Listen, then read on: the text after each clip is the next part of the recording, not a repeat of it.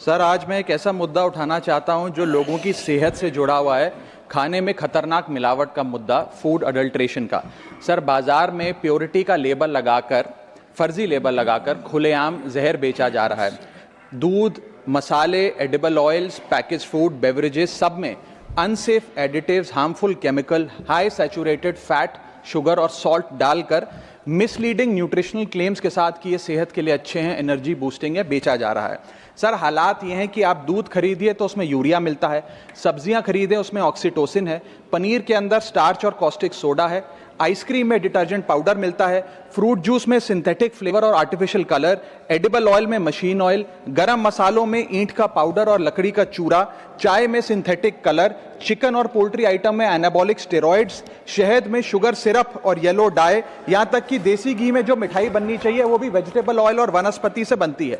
Sir, आप सोचिए कि जब एक माँ अपने बच्चे को दूध का ग्लास देती है सोचकर कि इसमें कैल्शियम है, प्रोटीन है, मेरा बच्चा तंदुरुस्त बनेगा, उसे इस बात का अंदाजा भी नहीं है कि वे एक यूरिया और डिटर्जेंट का डेंजरस मिक्स अपने बच्चे को पिला रही है। सर, एक रिसर्च बताती है कि मिल्क के सैंपल्स में 71% सैंपल्स में यूरिया और 64% सैंपल्स में न्यूट्रलाइजर जैसे सोडियम बायोकार्बोनेट पाए गए।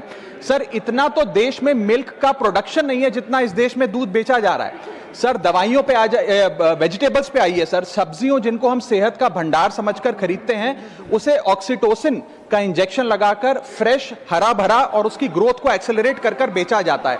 ऑक्सीटोसिन सर वो हार्मफुल केमिकल है जिससे dizziness, headache, heart failure, infertility और कैंसर जैसी बीमारियां होती हैं।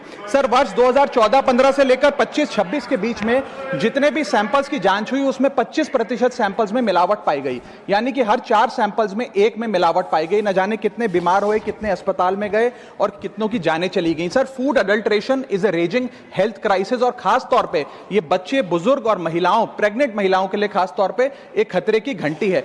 इससे भी ज्यादा चौंका देने वाली बात वो है सर कि जो प्रोडक्ट्स भारत में बनते हैं लेकिन इंटरनेशनली बैन हो गए, जैसे कि इस देश की 2 सबसे बड़ी गरम मसाले बनाने वाली कंपनियों के प्रोडक्ट्स यूएस, यूके और इनफैक्ट पूरे यूरोप में इसलिए बैन हो गए क्योंकि उनके अंदर कैंसर कॉजिंग पेस्टिसाइड्स पाए गए। वो मसाले भी आज भारत में बेचे जाते हैं और धड़ाधड़ खरीदे जाते हैं। हम we are forced to consume those products. Sir, हालात यह है कि और देशों के अंदर जिन फूड आइटम्स को पालतू जानवरों को भी नहीं खिलाया जाता, वो हमारे देश में धड़ाधड़ ये कंपनियां बेच रही हैं। सर, मैं इस संदर्भ में कुछ सुझाव लाया हूं। पहला सुझाव, FSSAI जो हमारा रेगुलेटर है उसे मजबूत करिए, एडुकेट मैन पावर दीजिए, एडुकेट लैब टेस्टिंग दीजिए। दूसरा, जो फाइन्स और पेनल्टीज हैं वो फाइनेंशियली मैनेजेबल है, उनको बढ़ाने की जरूरत है। थर्ड, पब्लिक रिकॉल मैकेनिज्म होना चाहिए। यदि किसी एक प्रोडक्ट में